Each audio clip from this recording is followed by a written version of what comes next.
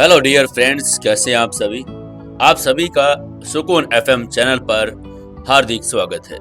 अगर आपने अभी तक सुकून एफएम चैनल को सब्सक्राइब नहीं किया है तो जल्दी से सुकून एफएम चैनल को सब्सक्राइब कर लें, बेल आइकन भी दबा लें और दोस्तों कहानी को ज़्यादा से ज़्यादा शेयर अपने व्हाट्सएप ग्रुप्स में ज़रूर करें और जल्दी से जल्दी 2000 सब्सक्राइबर भी पूरे करवा दें। मैं जल्द ही आप लोगों के लिए एक नई कहानी भी लेकर आ रहा हूँ। दोस्तों चलिए शुरुआत करते हैं आज की कहानी का। आज के एपिसोड नंबर 559वें एपिसोड में आपका स्वागत है। चलिए शुरू करते हैं कहानी। युवराज और चंदन दोनों तेज कदमों के साथ लॉबी को पार करते हुए सीधे लिफ्ट की ओर चले गए। दोनों के चेहरे पर गंभीरता थी, लेकिन भीतर कहीं कॉन्फिडेंस की एक नई चिंगारी जल रही थी। लिफ्ट का दरवाजा खुलते ही युवराज ने गहरी सांस ली और कैबिन की ओर कदम बढ़ा दिए। चंदन भी उनके पीछे पीछे ही चल रहा था। कुछ देर में वो दोनों 10वें फ्लोर पर युवराज के कैबिन में पहुंच गए। कैबिन में पहुंचते ही युवराज अपनी कुर्सी पर बैठा और अपने सामने रखे इंटरकॉम की ओर हाथ बढ़ाया और दिव्या को कॉल कर दिया। कुछ क्षणों के बाद दरवाजा खुला और दिव्या अंदर आई।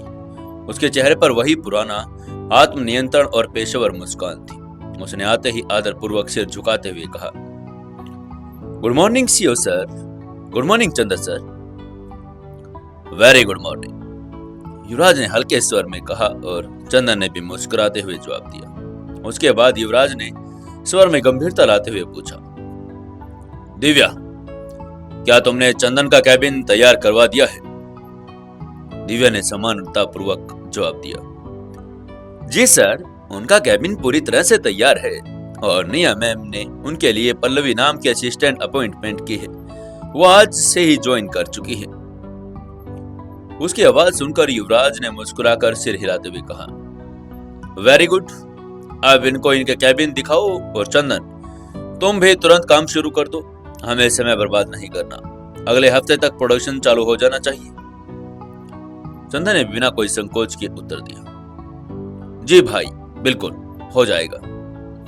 युवराज ने इशारा किया और दोनों ऑफिस से बाहर निकल गए।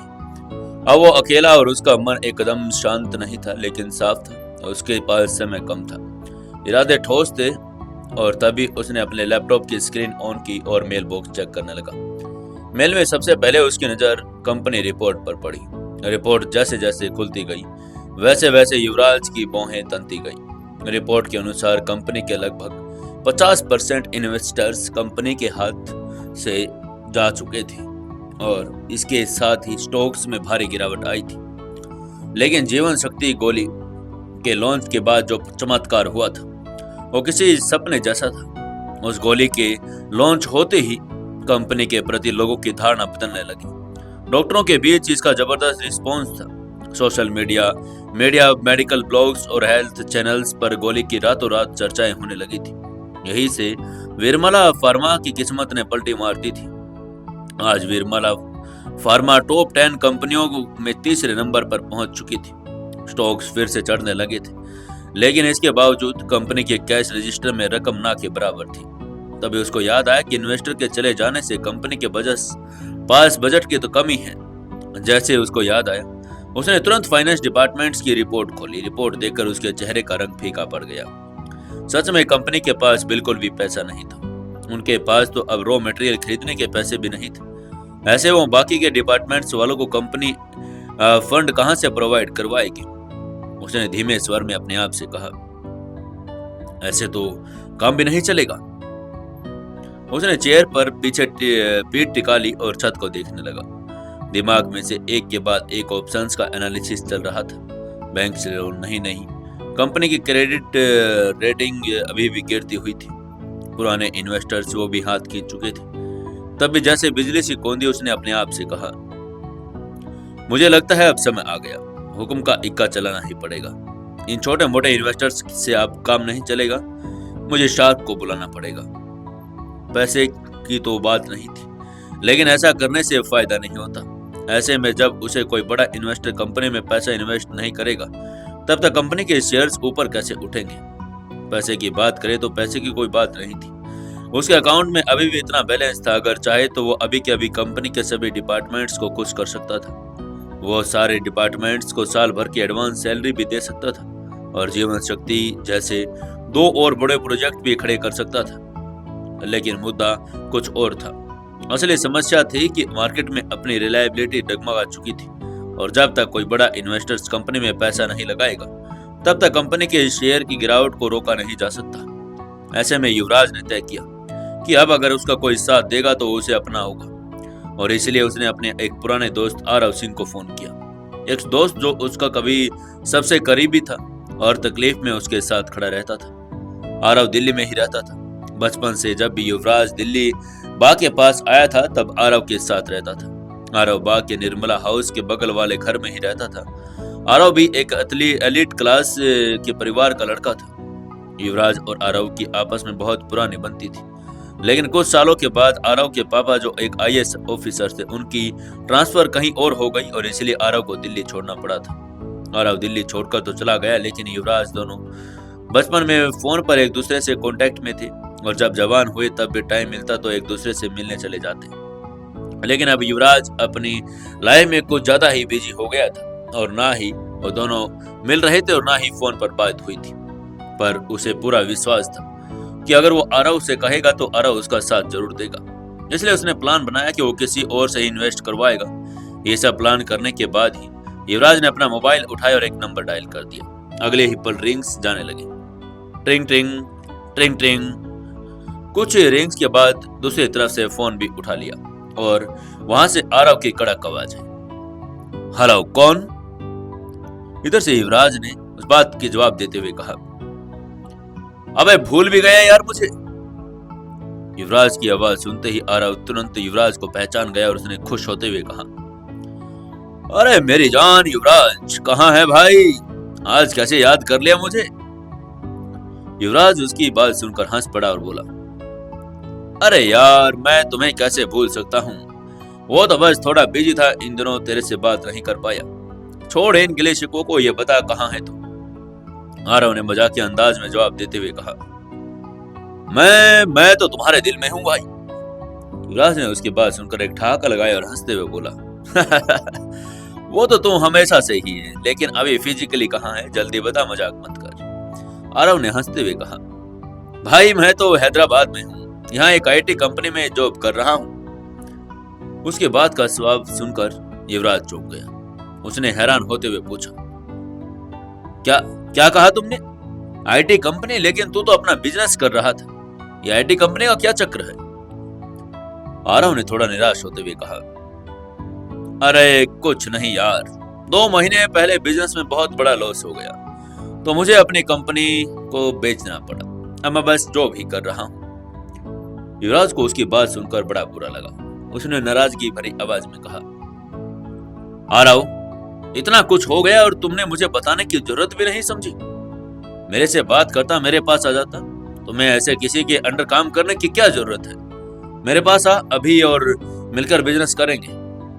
युवराज उसको अपने भाई से भी ज्यादा समझता था। आरव के दिल में भी युवराज के लिए खास जगह थी, लेकिन वो फिर भी युवराज को परेशान नहीं करना चाहता था। इसलिए उसने हंसते हुए कहा, अरे भाई नाराज मत हो, मुझे यहाँ कोई प्रॉब्लम नहीं, बहुत बढ़िया पैकेज है मेरा, तू मेरी चिंता मत कर। तो अपने बारे में बता, कहाँ है तू आजकल और क्या कर रहा है? वो जानबूझकर टोपी बदल रहा था, युवराज को कुछ से पता न लगे। तभी युवराज ने उससे बहस नहीं की और उसने आरव को बताया, आरव मैं तो भाई अभी दिल्ली हूँ बा के पास और उनकी फार्मास्यूटिकल कंपनी को संभाल रहा हूँ और इसी सिलसिले में मैंने तुम्हें कॉल किया था। यार मुझे तुम्हारी हेल्प की जरूरत है। आरव ने तुरंत चिंता भरे स्वर में पूछा, हाँ भाई बताओ ना क्या बात है, तुम्हारे लिए तो मैं जान भी दे दूंगा।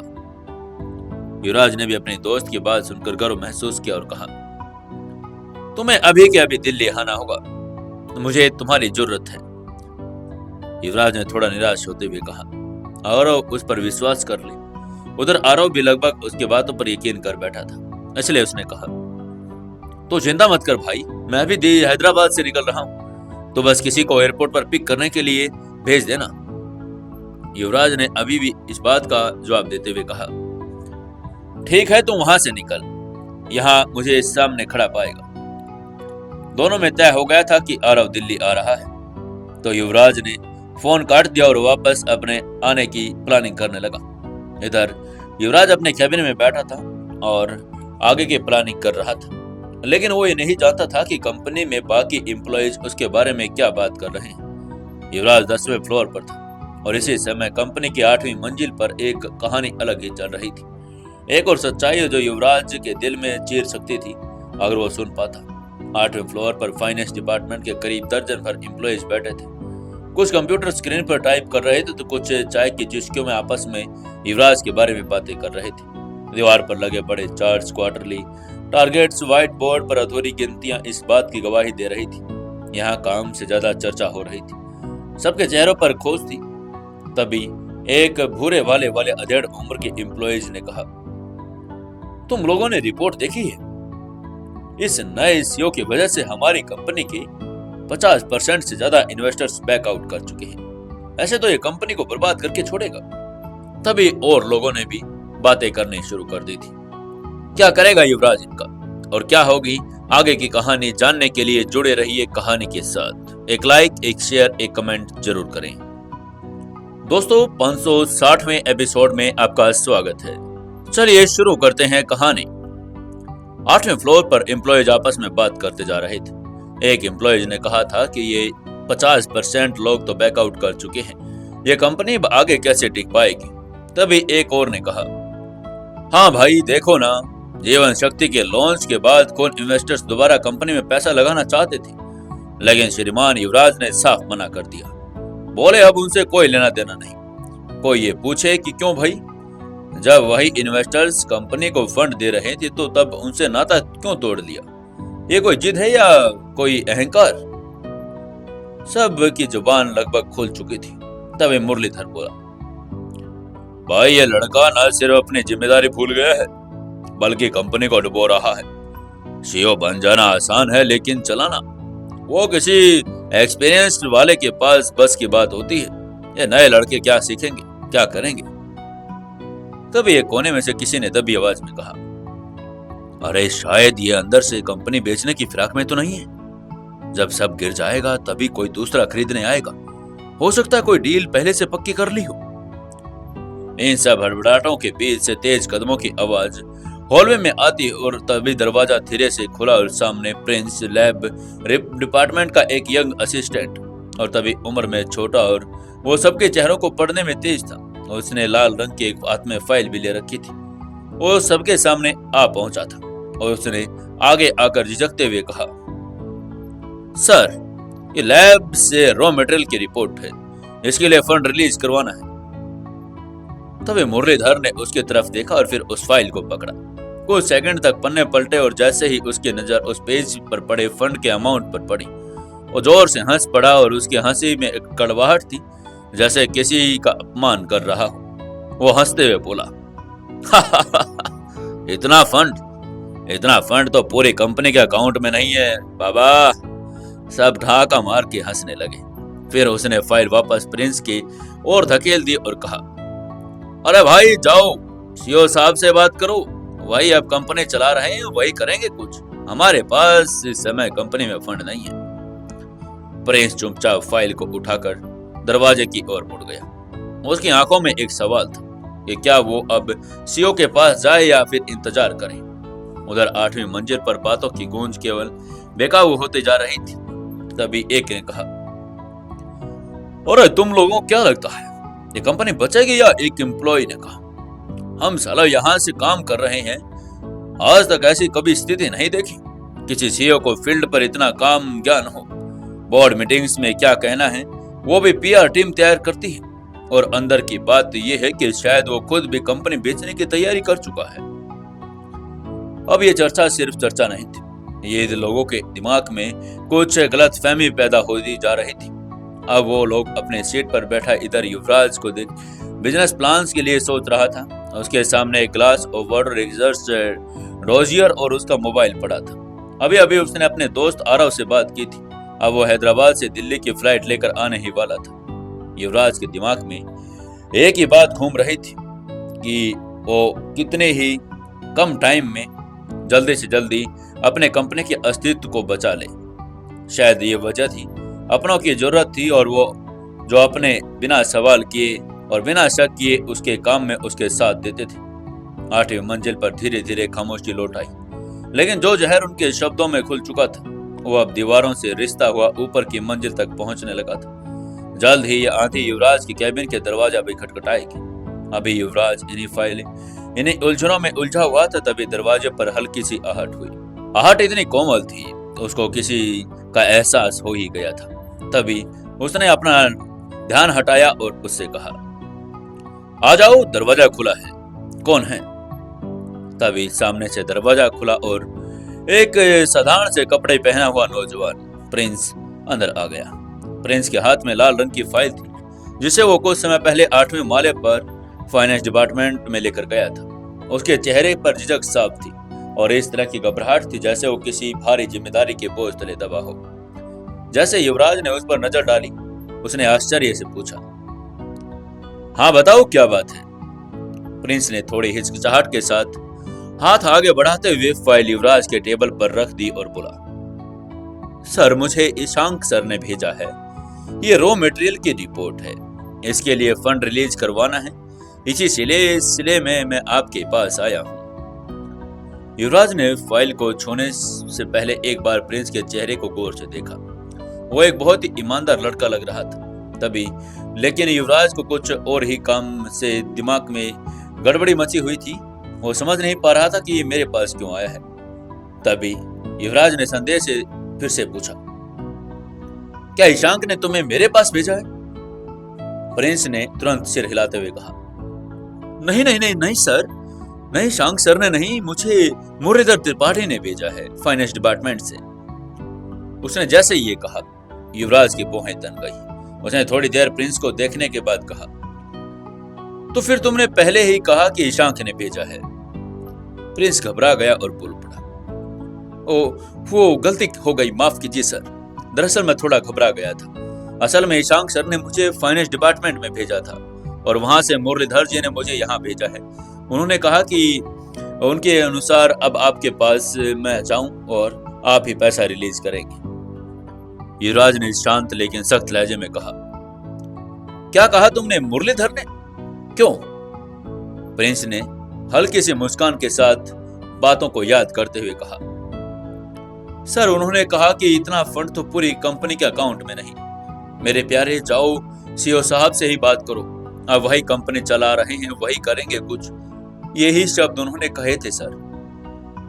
ये सुनकर युवराज के चेहरे पर कई भाव एक साथ उभर गए। उसको हैरानी भी हुई, गुस्सा भी आया और उसे कुछ आत्मसम्मान को भी ठेस पहुंचता हुआ लग रहा था।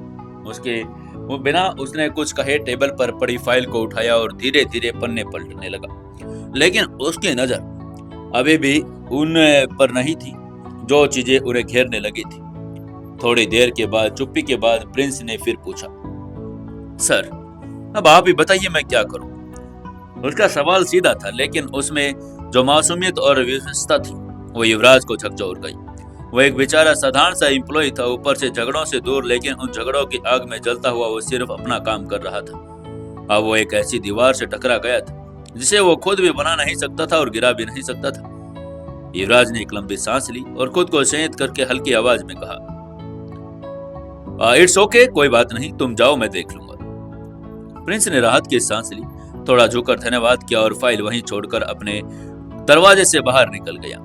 युवराज की नजरें उसी पर टिकी रही थी, उसकी चाल में हिचक थी। तभी उसका मन जैसे किसी अनकहे तूफान की आहट को महसूस कर रहा था। इस फाइल को अपनी मेज पर देख रहा था। उसमें दर्ज आंकड़े तो सिर्फ संख्या थी, लेकिन उसके पीछे लापरवाही और अनुशासन को तोड़ने वाला काम भी था। युवराज समझ चुका था कि अब चुप बैठने का समय नहीं। ये कोई सामान्य गलती नहीं थी, ये उसके सिस्टम के अंदर सेंध मारने का काम था। अगर फाइनेंस डिपार्टमेंट किसी की फाइल लेगा ही नहीं और सीधा उसको सीईओ के पास भेज देगा, तो वो फाइनेंस डिपार्टमेंट कैसे काम करेगा और कैसे लोग उस पर विश्वास करेंगे? वो बड़ा ही गलत काम आज फाइनेंस डिपार्टमेंट के लोगों ने कर दिया था। तभी उसने इंटरकॉम पर दिव्या को कॉल कर दिया। कॉल उठाते ही उसने कड़क आवाज में दिव्या से कहा, दिव्या। दिव्या एकदम से सहम गई। उसने कहा, जी सर, क्या हुआ? युवराज ने तुरंत ऑर्डर देते हुए कहा, अभी के अभी मेरे कैबिन में आओ। और कुछ ही पलों के बाद हल्के हल्के कदमों की आहट से दिव्या अंदर आ गई उसका चेहरा हमेशा की तरह सदा हुआ था, लेकिन आज उसमें एक हल्की सी चिंता थी। उसने आते ही सिर झुकाकर कहा, जी सर बताइए। युवराज ने बिना पल समय गंवाए उसने अपने सामने पड़ी वही फाइल उठा दी और उसकी आंखों में गुस्सा था और उसने कहा, मैंने कल साफ साफ कहा था कि अगर किसी भी विभाग में कोई दिक्कत है तो ये सब कुछ चंदन के जरिए हल किया जाए, फिर ये फाइल मेरे पास कैसे आ गई? दिव्या ने जैसे ही फाइल पर नजर डाली उसकी आंखें चौड़ी हो गई। उसने फाइल को हल्के हाथों से पलटते हुए हड़बड़ाते हुए कहना शुरू किया, वो ये सर मुझे तो नहीं पता। लेकिन इससे पहले कि अपनी बात पूरी कर पाती, युवराज ने बीच में ही उसे कठोर स्वर में रोकते हुए कहा, मुझे कोई एक्सक्यूज नहीं सुनना। दिव्या, तुम लोग इस प्रोजेक्ट को हल्के में कैसे ले सकते हो? ये कोई कॉलेज असाइनमेंट नहीं है, ये कंपनी का सबसे बड़ा डीलिंग प्रोजेक्ट है। और ये फाइनेंस डिपार्टमेंट से मुरलीधर कौन है? उसने प्रिंस को मेरे पास क्यों भेजा? उसने किसे अधिकार दिया ये करने का कि सीईओ से बात करो? वही अब कंपनी चला रहे हैं और ऐसे बात कैसे कर सकते हैं? दिव्या की आंखें भी नीचे झुक गईं। उसके होठ कांप रहे थे। उसके पास भी अब शब्द नहीं थे कहने को। युवराज ने एक पल के चुप्पे के बाद फिर तीखी आवाज में कहा, अभी के अभी मुरलीधर त्रिपाठी, फाइनेंस डिपार्टमेंट के हसीना, अमीन, चंदन और निया को मेरे कैबिन में भेजो। और हाँ, ये काम तुरंत होना चाहिए। सभी को कहो कि कुछ भी करो, सब काम छोड़ दो और अभी के अभी यहाँ आओ। दिव्या की आंखों में भी थोड़ा सा डर आ गया था। तभी उसने कहा, जी सर, अभी बुलाती हूँ। वो जल्दी जल्दी से मुड़ी और बाहर चली गई। उसने जाते ही युवराज के गुस्से में अपने आप में बड़बड़ाना शुरू किया, हद है, मजाक बना दिया है कंपनी का। अकाउंट में इतना फंड नहीं है तो अभी के लिए ईशांक ने रॉ मटेरियल के लिए मांगा है, फिर भी मुरलीधर ने फंड रिलीज करने से मना कर दिया। ऊपर से प्रिंस जैसे एक सीधे साधे लड़के को मेरे पास भेज दिया जवाब देने के लिए। चलो देखते हैं, जवाब तो मिलेगा। उसने अपनी कुर्सी से उठते हुए कमरे में टहलना शुरू कर दिया, हर कदम से जैसे उसकी सोच को और तेज कर रहा था। तभी वो सब कुछ एक एक चीज को जोड़ता जा रहा था कि क्यों ऐसा उन लोगों ने कहा होगा और क्यों ऐसा वो लोग कर रहे होंगे। युवराज आज चुप नहीं रहना चाहता था, क्योंकि उसे पता था कि आज वो अगर चुप रह गया तो कल को लोग उस पर फिर से उंगली उठाने के लिए आगे आ जाएंगे। अब क्या लगता है दोस्तों आपको, क्या सजा देगा युवराज मुरलीधर को? कहीं उसको कंपनी तो छोड़ने के लिए नहीं कह देगा? क्या होगा आगे जानने के लिए जुड़े रहिए कहानी के साथ। दोस्तों, कहानी को ज्यादा से ज्यादा शेयर करें। दोस्तों, 561वें एपिसोड में आपका स्वागत है। चलिए शुरू करते हैं कहानी। युवराज अपने कैबिन में अभी भी टहल रहा था। उसके सामने एक बड़ा सवाल था कि क्या वो इस टीम के प्रोजेक्ट को संभालने के लायक है या नहीं। तभी लगभग कैबिन के दरवाजे पर कुछ हलचल सुनाई दी। कुछ पल के बाद दिव्या आई और उसने आकर कहा, सर, सब लोग आ गए हैं। युवराज ने गहरी सांस ली और अपने भीतर के तूफान को थोड़ा कम किया और फिर दृढ़ आवाज में कहा, ठीक है, अंदर भेजो। और दरवाजा खुला और दिव्या के साथ चंदन, निया, मुरलीधर और हसीना अमीन भी कमरे में आ गए। चारों ने बिना देर के युवराज के सामने लगी कुर्सियों पर बैठने की अनुमति ली और अपने अपनी जगह ले ली। कमरे में माहौल एकदम गंभीर था। हवा में एक तनाव सा घुला हुआ था और जैसे कोई तूफान अभी आने ही वाला हो। युवराज ने अपने चेहरे पर बिना किसी भाव के निया की तरफ देखा। उसकी नजरों में एक क्रोध था जो उसके लहजे में साफ दिखाई दे रहा था। उसने कहा, मिस निया, मैंने आपसे साफ तौर पर कहा था कि हमारे चल रहे प्रोजेक्ट को लेकर अगर किसी भी डिपार्टमेंट में कोई दिक्कत है, कोई जरूरत है तो वो तुरंत चंदन से संपर्क करें। क्या आपने मेरी बात सभी को पहुंचाई थी या नहीं? निया ने तुरंत सिर झुकाकर जवाब दिया और कहा, जी सर, मैंने सुबह ऑफिस पहुंचते ही एक इंफॉर्मेशन मेल कंपनी के सभी एम्प्लॉयज को फॉरवर्ड कर दिया था। इसमें आपकी बात बहुत स्पष्ट तरीके से लिखी थी। युवराज ने उसकी बात सुनते ही सिर हल्के में हिलाया, मानो वो खुद को शांत करने की कोशिश कर रहा हो। फिर उसने कुछ सेकंड के चुप्पी के बाद तीखे स्वर में कहा, तो इसका मतलब तो ये है कि आपने मुरलीधर त्रिपाठी को मेल नहीं भेजा, या फिर शायद त्रिपाठी जी इतने सीनियर हैं, उन्हें मेरे डायरेक्शंस और निर्देश की कोई परवाह नहीं। शायद त्रिपाठी जी को लग रहा है कि वे इस कंपनी के चेयरमैन हैं और इसलिए मेरी बातों को नजरअंदाज कर सकते हैं। और इतना कहते ही कमरे में एक अजीब सन्नाटा छा गया। सबकी नजरें तुरंत मुरलीधर की ओर मुड़ गई। मुरलीधर के चेहरे पर हल्की असहजता उभर आई, लेकिन उन्होंने अभी कुछ कहने से परहेज किया। उनके चेहरे पर एक दिखावटी मुस्कान थी, लेकिन वो युवराज की दृष्टि से बच नहीं पाई। युवराज ने अब अपनी नजरें हसीना अमीन की ओर मोड़ते हुए वो फाइल अपनी उसकी तरफ बढ़ाई और दृढ़ आवाज में कहा, हसीना एक बात बताओ, अभी कंपनी के अकाउंट में कितना फंड मौजूद है और इस फाइल में जो रॉ मटेरियल का अमाउंट लिखा है, क्या उतना फंड हमारे पास है कि इसे तुरंत रिलीज किया जा सके या नहीं? हसीना ने बिना देर किए फाइल हाथ में ली। वो बेहद ही एक्सपीरियंस्ड स्पेशलिस्ट थी जिसने कंपनी के फाइनेंशियल सिस्टम को संभाल रखा था। उसने फाइल में जो भी देखा उसके बाद अपने मन के अंदर वो चीजें दोहराने लगी और फिर कॉन्फिडेंस से बोली, जी सर, कंपनी के खाते में इस पर्याप्त फंड्स उपलब्ध हैं। इस प्रोजेक्ट की जरूरत को देखते हुए यह फंड एक बार में रिलीज किया जा सकता है। इसमें कोई तकनीकी आर्थिक बाधा तो नहीं है। उसकी ये बात सुनकर युवराज की भौहें तन गई। वो कुछ क्षण चुप रहा और फिर उसने कुर्सी की पीठ से अपने खुद को आगे झुकाया और चंदन की ओर देखा। चंदन की नजरें वैसे भी सीधे युवराज की ओर थी, लेकिन उसके चेहरे पर एक गहरी बेचैनी थी, मानो वो पहले से ही जानता हो कि अगला बार उसके विभाग पर आने वाला हो। युवराज ने भारी आवाज में कहा, चंदन, मुझे लगता है तुमसे कोई गलती हुई है जो ये बात मेरे पास आई है। चंदन ने हल्के से सिर हिलाया और कहा, नहीं भाई, ऐसे तो कोई बात नहीं। मैं अभी अभी डिपार्टमेंट में जाकर पूछ ही रहा था कि जैसे कोई दिक्कत तो नहीं। अगर कोई भी प्रॉब्लम जो सवाल इस जीवन शक्ति प्रोजेक्ट को लेकर है तो मुझे बता सकता है।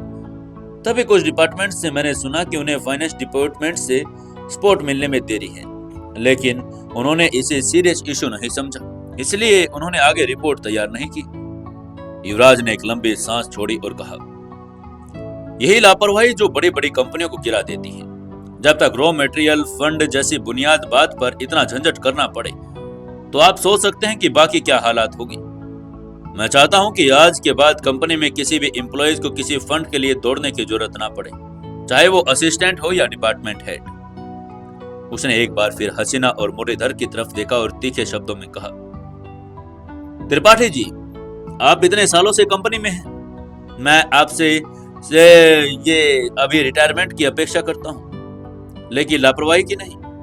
अगर आपके पास फंड रिलीज करने का पावर नहीं था तो आपने मुझे फॉरवर्ड करना चाहिए था, न कि प्रिंस जैसे जूनियर को ताने मारते हुए लौटा देना चाहिए था। और हसीना, अगर आप जानती थी कि हमारे पास फंड है तो आपने खुद पहले क्यों नहीं किया? और यह भी आपकी लापरवाही है कि आपके डिपार्टमेंट में कोई ऐसे काम कैसे कर सकता है कि क्या किसी को नीचा दिखाना जरूरी है? उसकी बातें अब किसी तूफान की तरह पूरे कमरे में गूंज रही थी। सबका चेहरा उतर गया था। निया की आंखें झुकी थी, हसीना अपने हाथों की उंगलियों को मसल रही थी और मुरलीधर एकदम चुपचाप बैठा था। युवराज ने अंत में कहा, आज शाम तक ये फंड रिलीज हो जाना चाहिए। कल सुबह तक मुझे सभी डिपार्टमेंट से एक रिपोर्ट चाहिए जिसमें लिखा हो कि किसी को कब कब किन किन चीजों को फाइनेंस डिपार्टमेंट के सामने झुकना पड़ा। और हाँ, एक मीटिंग रखो पूरे स्टाफ के साथ। अब वक्त आ गया है कि इस कंपनी में एक नई संस्कृति की शुरुआत करें जहां जवाबदेही से कोई बच नहीं सकता। फिर उसने गुस्से में मुरलीधर की तरफ देखा और कहा, मुरलीधर जी, ऐसे लापरवाही में मैं झेल नहीं सकता। मुझे लगता है कि ये छोटी सी कंपनी आपके लायक नहीं है, इसलिए मैं आपको निकाल रहा हूं। ये कहने के बाद उसने निया की तरफ देखा और कहा, मिस निया, मुरलीधर जी का टर्मिनेशन लेटर तैयार करो और इनको दे दो। साथ ही हमारी कंपनी पॉलिसी के मुताबिक इनको 1 महीने की एडवांस सैलरी दे देना। निया ने सिर झुकाते हुए कहा, ओके सर। युवराज की आंखों में अभी भी ठहराव था, लेकिन चेहरे पर शक्ति की लकीरें अभी भी साफ थी। वो क्षणिक रूप से अपने कुर्सी की पीठ पर टिक गया और फिर सीधा बैठते हुए बोला, वेरी गुड, अब सभी आप जा सकते हैं। उसकी आवाज में कठोरता भी नहीं थी और न ही इतनी ज्यादा नरमी थी, जैसे जज फैसला सुना चुका था। दिव्या, निया, हसीना, मुरलीधर त्रिपाठी ने चुपचाप अपनी कुर्सी से उठकर सिर झुकाया और एक एक करके कमरे से बाहर निकलने लगे। दरवाजा खुला और फिर बंद हुआ। सामने जो केवल अब युवराज बच गया था। बाहर निकलते समय सबके कदम भारी थे। वो केवल एक ऑफिस मीटिंग नहीं थी, एक चेतावनी अब सबके सामने थी। ऐलान था कि विरमला फार्मा में काम करने का मतलब केवल तनख्वाह लेना नहीं, जिम्मेदारी उठाना भी था। और मुरलीधर त्रिपाठी अब सोच भी नहीं पा रहे थे कि ये क्या हो गया। उनका चेहरा बुझ गया था। ऑफिस कॉरिडोर में रुक गए, किसी कोने के दीवार से टिक कर बैठ गए। उनके माथे पर पसीने की बूंदें थी और उनके हाथ माथे पर रखे हुए थे। कुछ क्षण बाद उन्होंने धीरे धीरे बड़बड़ाना शुरू कर दिया। अब मैं क्या करूं? सीईओ सर ने तो मुझे नौकरी से निकाल दिया। अब मैं क्या करूंगा? ये क्या हो गया भगवान? उनके स्वर में पछतावा था और अचानक ही वो रोने लग गए। उनकी आंखें भीग गई और वो फूट फूट कर धीरे धीरे करके रोने लगे। तभी निया भी पीछे मुड़कर उन्हें देखा तो वो रुक गई। उनके साथ साथ बाकी लोग भी वहीं रुक गए। कुछ पल उन्हें देखती रही, फिर बोले, मुरलीधर जी, आप क्या फायदा पछताने का? आपको ये सब करने से पहले सोचना चाहिए था ना। हर एक बार अपने पद का गलत फायदा उठाते रहोगे। आप समझते थे कि पुराने अरेंजमेंट्स में आप छिप जाएंगे, लेकिन अब वक्त बदल गया है मुरलीधर जी। चीजें बदल गई हैं, आपको भी बदलना चाहिए था। उसके शब्द एक एक चीजों को सच्चाई से भरे हुए थे। मुरलीधर ने सिर उठाया और नेहा की तरफ देखा। उसकी आंखें लाल थी, आवाज कांप रही थी। उसने कहा, मैं क्या करूंगा निया? अब मेरी बीवी, बच्चे, मैं नौकरी खो दूंगा तो मेरा घर कैसे चलेगा निया जी? निया के पास इस बात का कोई उत्तर भी नहीं था। उसकी आंखों में सहानुभूति नहीं थी, एक चेतावनी भी थी। उन्हें पलों में पास खड़े चंदन ने पूरी बातचीत सुनी। वो एकमात्र व्यक्ति था जिसने युवराज के साथ इतना वक्त बिताया था। उसके स्वभाव को, उसकी सोच को और उसके फैसलों को वो समझ सकता था। जब उसने मुरलीधर को इस तरह रोते देखा तो उसका दिल पिघल गया। भले ही मुरलीधर ने गलतियां की थी, लेकिन चंदन मानता था कि हर इंसान को सुधरने का मौका मिलना चाहिए। चंदन ने उसके कंधे पर हाथ रखा और धीमे स्वर में कहा, मुरलीधर जी, आप ऐसा मत करें और इतना रोइए मत। मैं अंदर जाकर सीईओ सर से बात करता हूँ, देखता हूँ क्या किया जा सकता है। मुरलीधर ने एक उम्मीद की तरफ से उनकी तरफ देखा। चंदन मुड़ा और फिर युवराज के कैबिन की ओर चला गया। दरवाजे के पास पहुंचकर उसने 2 बार हल्की दस्तक दी। भीतर से आवाज आई, हाँ अंदर आ जाओ। तभी वो अंदर चला गया। युवराज ने सिर उठाकर देखा कि चंदन को देखकर उसके चेहरे पर कोई भाव नहीं आया। वो अभी अपने फाइलों में व्यस्त था। चंदन आगे बढ़ा और कुर्सी पर बैठने से पहले उसने कहा, भाई, आपसे एक बात करनी थी। युवराज ने सिर हिलाया और कहा, हाँ कहो चंदन। चंदन युवराज के गुस्से को अभी भी तरीके से जानता था, इसलिए उसने थोड़ा झिझकते हुए कहा, भाई, मुरलीधर त्रिपाठी बहुत परेशान है। वो सच में टूट चुके हैं। मैंने आज पहली बार किसी को इस तरह रोते हुए देखा है, वो भी इस उम्र में। वो अपनी गलती मान रहे हैं और मुझे लगता है कि अगर आप चाहें तो। युवराज ने उनकी बात बीच में ही काट दी, लेकिन आवाज अब सख्त नहीं थी बल्कि गंभीर थी। उसने कहा, चंदन, मैं जानता हूं कि तुम क्या कहना चाहते हो, लेकिन एक लीडर बनना क्या होता है यह मुरलीधर जैसे लोगों को समझाना बहुत जरूरी था। उन्हें हमेशा लगा कि वो नियमों के ऊपर हैं। अगर मैंने उन्हें आज माफ कर दिया तो कल दूसरे लोग भी वही गलती दोहराएंगे। चंदन ने सहमति में सिर हिलाया और कहा, बिल्कुल भाई, लेकिन क्या कोई अंतिम चेतावनी या कुछ समय के लिए सस्पेंड, फिर या कोई एक अफसर, क्या हो सकता है? आप कुछ सोचिए। क्या लगता है आपको दोस्तों, क्या युवराज इस बात पर सोचेगा या नहीं? क्या उसे दोबारा से कंपनी में आने के लिए कहेगा? क्या होगा आगे जानने के लिए जुड़े रहिए कहानी के साथ। और अगर आप यहाँ तक आ ही चुके हैं तो एक लाइक जरूर कर दें और एक कमेंट कर दें और एक शेयर जरूर कर दें। दोस्तों, 562वें एपिसोड में आपका स्वागत है। चलिए शुरू करते हैं कहानी। युवराज कुछ देर तो चुप रहा, फिर उसने गहरी सांस लेते हुए कहा, ओके, एक आखिरी मौका, लेकिन इस बार लिखित चेतावनी के साथ। तो मैं 4 से कहो कि मुरलीधर को नोटिस दिया जाए कि अगले 3 महीनों में वो खुद को नहीं बदलेगी तो फिर कोई माफी नहीं मिलेगी। चंदन की ये बातें सुनकर आंखों में चमक आ गई। वो उठ खड़ा हुआ और बोला, थैंक यू भाई, मैं इसीलिए तो आपसे पास से बात करने आया था। मुझे आपसे यही उम्मीद थी। युवराज ने भी हल्की मुस्कान दी और फाइल की ओर देखने लगा। चंदन बाहर निकला और मुरलीधर की ओर चला गया। जैसे उसने उसे खबर दी, मुरलीधर की आंखों से आंसू थम गए। उन्होंने चंदन के हाथ को कसकर पकड़ लिया और कहा, थैंक यू बेटा, आज तुमने मेरी जिंदगी बचा ली। इधर पूरे ऑफिस में सबके बीच ये खबर फैलने गई कि मुरलीधर त्रिपाठी को सीईओ ने माफ कर दिया, लेकिन चेतावनी के साथ। और इस खबर के साथ बाकी स्टाफ को भी एक स्पष्ट संकेत दे दिया गया था कि अब युवराज का दौर शुरू हो चुका था और यहाँ कोई लापरवाही की जगह नहीं थी। अगर कोई गलती करेगा तो उसे सुधारने का एक मौका भी नहीं मिलेगा। ऐसे ही ऑफिस में काम करते करते सभी को शाम हो गई। ऑफिस की इमारत में हर फ्लोर पर धीरे धीरे सन्नाटा उतरने लगा। जहां सुबह की हलचल, मीटिंग्स, प्रोजेक्ट्स और रिपोर्ट्स का कोलाहल था, वहीं पर अब जगह पर एक टेबल से कंप्यूटर बंद हो चुके थे।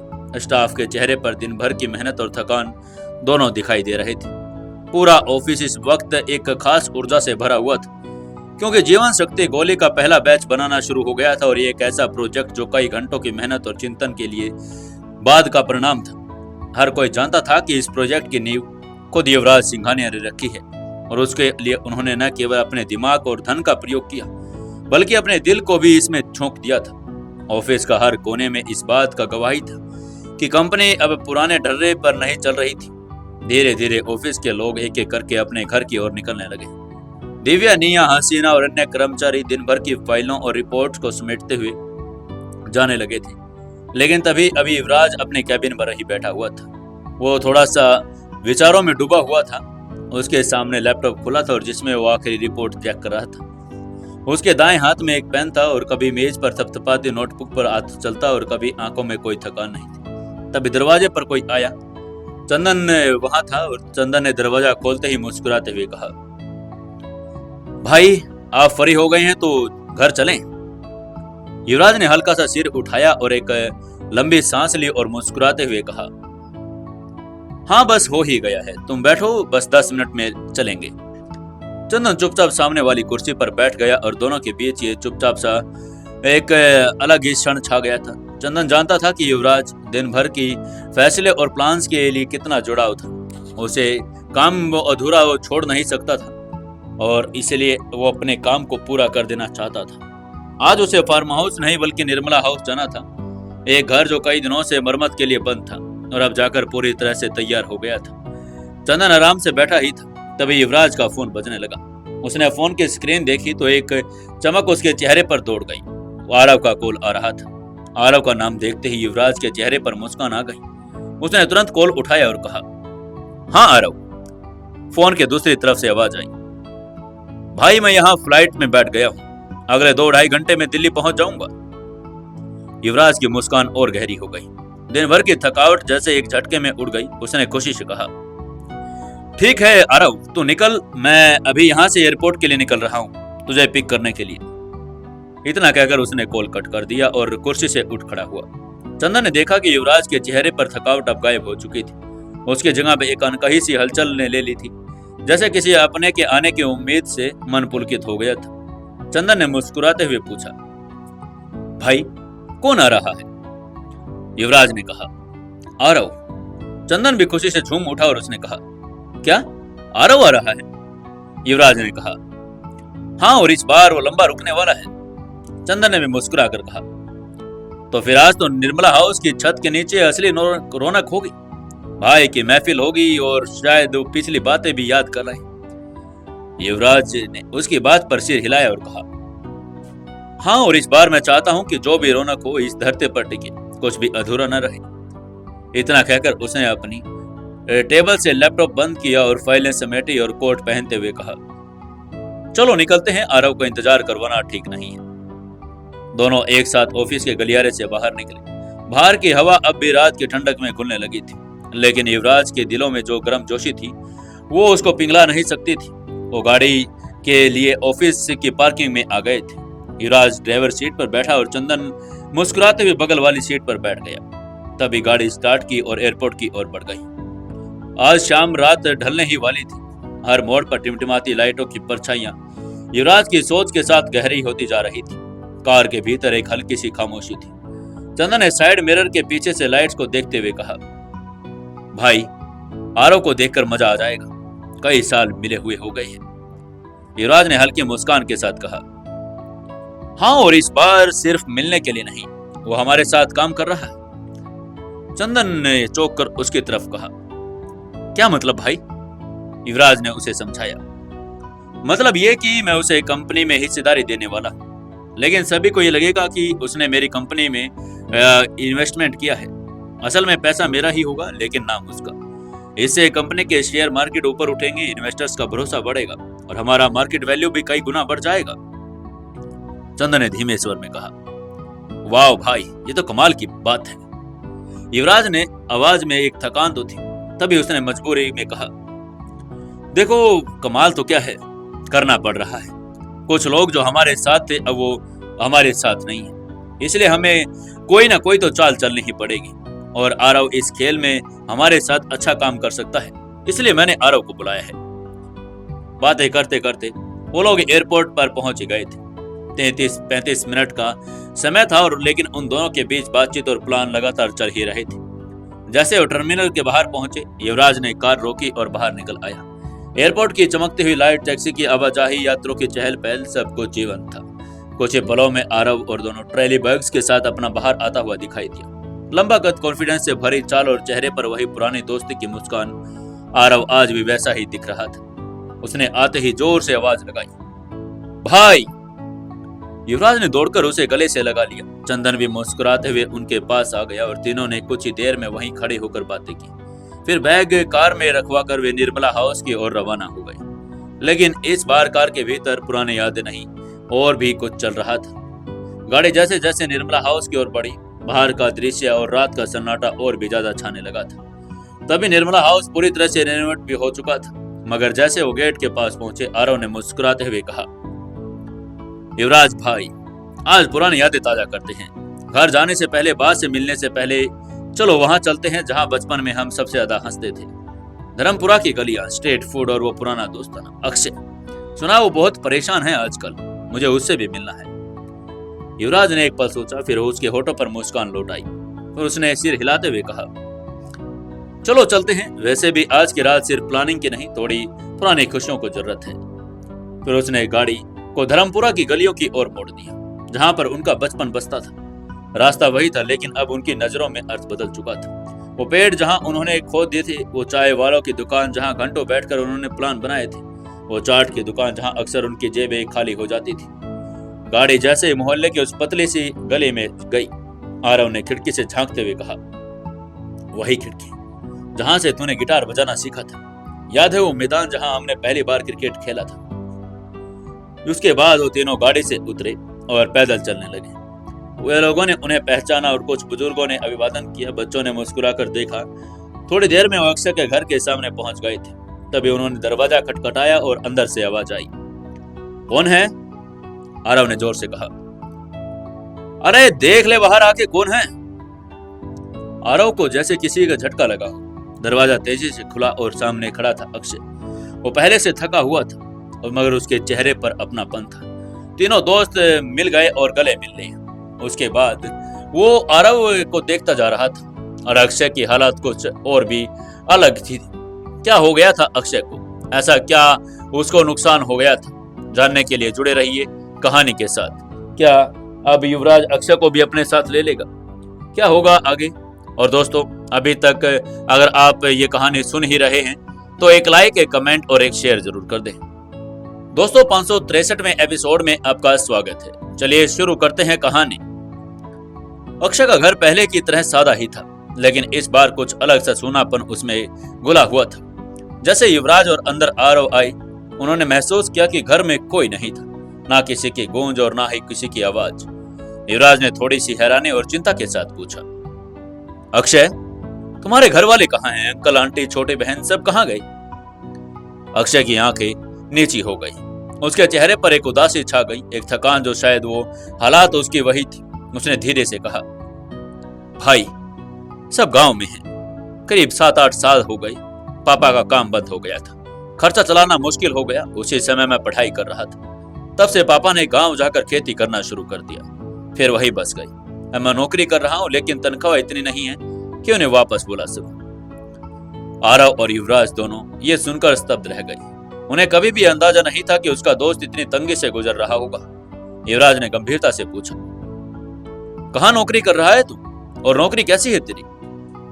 अक्षय ने उनके सवालों का जवाब देते हुए कहा, यही एक छोटी सी कंपनी है, उसमें अकाउंटेंट की जॉब करता हूँ। बस 10,000 रुपए मिलते हैं महीने के। खुद का खर्चा ही मुश्किल से चलता है, तो घर वालों को क्या भेजूं? ये बोलते बोलते अक्षय की आवाज टूटने लगी थी, लेकिन उसने अपने आप को संभालने की कोशिश की। युवराज, चंदन और आरव उसकी बातों को ध्यान से सुन रहे थे। तीनों को उसकी हालात पर तरस आ रहा था। वो बातें कर ही रहे थे तो उसी वक्त उसका फोन बज उठा। उसने जेब से मोबाइल निकाला और देखा उसकी बहन पायल का वीडियो कॉल था। उसने तुरंत कॉल अटेंड किया तो ऊपर से पायल की आवाज आई, क्या कर रहे हो भैया? स्क्रीन पर पायल का चेहरा खुशी से दमक रहा था। अक्षय ने मुस्कुराते हुए पायल की बात का जवाब दिया, कुछ नहीं, बस यारों के साथ बैठा हूँ। आज मेरे पुराने दोस्त आए हैं, युवराज और आरव। उनसे बात कर रहा था। पायल की आंखें चमकने लगी। उसने एक्साइटमेंट में कहा, भैया मैं कल दिल्ली आ रही हूँ अपने फ्रेंड के साथ, एक कंपटीशन है वहां, उसी के लिए आ रहे हैं। अक्षय थोड़ी देर के लिए सन्न रह गया, फिर मुस्कुराने की कोशिश करते हुए बोला, ठीक है मैं स्टेशन लेने आ जाऊंगा। पायल हंसते हुए बोली, लेकिन एक बात याद रखना भैया, मेरी बेइज्जती मत करवा देना, मेरी फ्रेंड के सामने कहीं कंजूसी मत दिखाना। कंपटीशन तो बहाना है, असल में तो हम घूमने और रेस्टोरेंट में खाना खाने आ रहे हैं। और अब तो आप अच्छी कमाई करते हो तो थोड़ा खुलकर खर्चा करना। अक्षय ने हंसी के साथ उसकी बात का जवाब दिया, हाँ तुम बिल्कुल चिंता मत कर पायल, मैं सब संभाल लूंगा। और ये कहते हुए अक्षय ने निराश होते हुए फोन काट दिया। लेकिन अक्षय के चेहरे पर झूठी मुस्कान युवराज, चंदन और आरव को ने बिल्कुल देख लिया था। फोन कटते ही एक सन्नाटा सा छा गया। अक्षय ने जैसे ही ऊपर देखा, तीनों दोस्त उसे घूर रहे थे। उन तीनों की आंखों में सवाल थे, जिज्ञासा थी और कहीं न कहीं चिंता भी थी। युवराज ने सबसे पहले चुप्पी तोड़ी और कहा, अक्षय तू क्यों नहीं हमें पहले बताया कि हालात इतनी खराब है? हम साथ में हैं यार, क्या भाईचारा सिर्फ अच्छे वक्त में होता है? तुम्हें बताना चाहिए था। अक्षय ने नजरें फेर ली।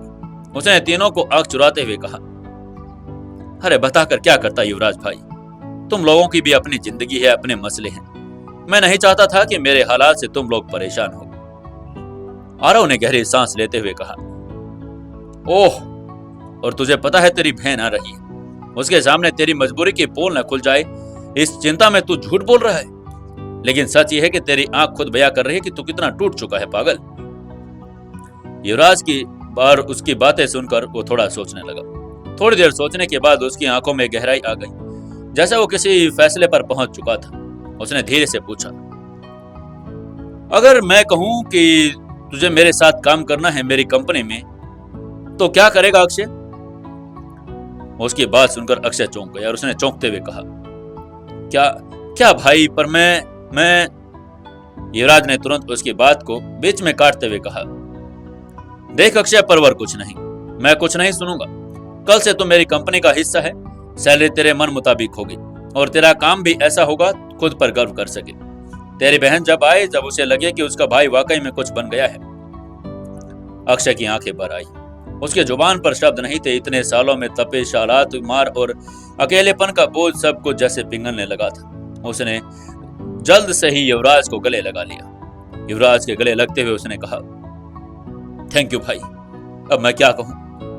आरव और युवराज ने भी हाथ मिलाकर अपने दोस्त को फिर से संबल दिया। उसी शाम तीनों ने तय किया कि पायल और उसके दोस्त के आने तक अक्षय के घर की सफाई की जाएगी, थोड़ी बहुत सजावट की जाएगी। अक्षय के कपड़े, जूते सब ब्रांडेड हो गए ताकि वो अपने बहन के सामने शर्मिंदा ना हो। चंदन भी अब उस टोली का अभिन्न हिस्सा बन चुका था। तीनों दोस्त का एक ही उद्देश्य था, अक्षय की बहन के सामने अक्षय को गर्व महसूस करवाना। सबसे पहले उन्होंने प्लान किया कि अगले 2 दिन में क्या क्या करना है। युवराज ने कहा, सबसे पहले तो इस घर की हालत सुधारनी होगी, सफाई, रंगाई, थोड़ा बहुत इंटीरियर का काम। उसके सबसे बाद जूते और हाँ, फ्रिज में कुछ बढ़िया सा सामान भर देते हैं। आरव ने मुस्कुराते हुए कहा, और हाँ, उस कमरे को भी ठीक कर दो जिसमें वो तीनों रुकेंगे, लड़कियों की सफाई बहुत पसंद करती है। अक्षय ने थोड़ा संकोच में कहा, यार इतना सब मत करो, मैं ठीक हूं जैसा भी हूं। युवराज ने उसके कंधे पर हाथ रखकर कहा, भाई इस बार हम करेंगे, तो सिर्फ हमें कहता चल, इस बार तेरा नंबर है मुस्कुराने का। फिर तीनों दोस्तों ने मिलकर काम बांट लिया। युवराज ने पेंट और सजावट की जिम्मेदारी ली, आरव ने ग्रोसरी और फ्रिज भरने की, और जबकि चंदन ने अक्षय के लिए नए कपड़े और जूते लाने की। सब कुछ इतनी तेजी और जोशी से हो रहा था जैसे कोई त्योहार आ रहा हो। काम की रेख पूर्व तय करने के बाद सभी का मन थोड़ा थोड़ा हल्का हुआ और आरव ने कहा, चलो यार अब कुछ खाने चलते हैं, आज तो ऐसा लग रहा है जैसे बचपन के दिन लौट आए। युवराज ने हामी भरते हुए कहा, हाँ चलो यार, पुरानी गली में चलेंगे, चाट की दुकान पर। वहीं तीनों अपने अपने कदमों को अपने बचपन की गलियों की ओर ले गए। वो गलियां जहां हर कोने में उनकी कोई न कोई याद छुपी हुई थी। रास्ते भर वो बातें करते रहे जैसे बचपन के घर वालों को, और बचपन में जहां पर वो चाट खाने आते थे। कैसे एक बार आरव ने गोलगप्पे की एक कंपटीशन भी जीत लिया था। युवराज ने सैंडविच खाने के चक्कर में अपने जूते तक खो दिए थे। जैसे वो पहले चाट की दुकान पर पहुंचे, वहां की खुशबू उन्हें बचपन में वापस ले गई। पहला स्टॉल गोलगप्पे का था और उन्होंने लाइन में लगकर गोलगप्पे लिए और पहले पानी पूरी मुंह में गई तो युवराज की आंखों में चमक आ गई। उसने कहा, अरे यार, बिल्कुल वही स्वाद है जैसा पहले था। उसके बाद उन्होंने उस लड़के से पूछा जो गोलगप्पे खिला रहा था, भाई जो अंकल यहाँ गोलगप्पे खिलाते थे वो कहाँ गए? ये टेस्ट तो उनके जैसा है। तभी लड़के ने कहा, सर वो मेरे पापा थे, पिछले साल उनका देहांत हो गया, अब ये ठेला मैं ही संभालता हूँ। सभी दोस्त थोड़ी देर चुप रहे। युवराज ने जेब से नोट निकालकर उसकी हथेली पर रख दिया और कहा, तू बहुत अच्छा है और ये सिर्फ खाना नहीं, हमारी यादें हैं। तुम्हारे पापा बहुत बड़े इंसान थे बेटा। उसके बाद वो लोग बगल वाले सैंडविच स्टॉल पर गए, जहाँ पहले से एक अधेड़ उम्र का आदमी हुआ करता था जो बच्चों को हंसा हंसा कर खिलाता था। अब वहाँ उनका बेटा खड़ा था, लेकिन वही सैंडविच, वही स्वाद, वही अपनापन, सब कुछ वैसा ही जैसे कई सालों पहला हुआ करता था। तभी उन दोनों ने वो सैंडविच भी खाए और उसके बाद युवराज ने मुस्कुराते हुए कहा, बचपन की भूख अलग होती है ना, यादें लौटती है तो स्वाद दोगुना हो जाता है। इसी बीच अक्षय धीरे धीरे खुलता जा रहा था। उसकी आंखों में भी चमक लौट आई थी। शायद वर्षों बाद उसके चेहरे पर वो मुस्कान थी जो अपने दुखों को पीछे छुपा दी थी। वो बार बार कहता जा रहा था, यार सच में अब मुझे कुछ अच्छा लग रहा है। रात और ज्यादा गहरी होने लगी थी, लेकिन तीनों दोस्त बातचीतों में अब यादों का थमने का नाम नहीं ले रही थी। उन्होंने तय कर लिया था कि रोज ऐसे ही पुरानी यादों में डुबकी लगाई जाएगी और अगले 2 दिन तक इस तरह मिलकर काम करेंगे। युवराज जो बाहर से सख्त और मजबूत था, अंदर से बहुत भावुक था। उसने अपने मन में ठान लिया था कि अक्षय की जिंदगी को पटरी पर लाकर रहेगा। उसने देखा कि किस तरह एक सच्चा दोस्त अपनी मुश्किलों में कुछ नहीं कहता, लेकिन उसकी आंखें सब बयां कर देती हैं। आज वो आंखें फिर से मुस्कुरा रही थी। क्या लगता है दोस्तों आपको, क्या होगा आगे? जानने के लिए जुड़े रहिए कहानी के साथ। दोस्तों एक लाइक, एक कमेंट और एक शेयर जरूर से जरूर करना।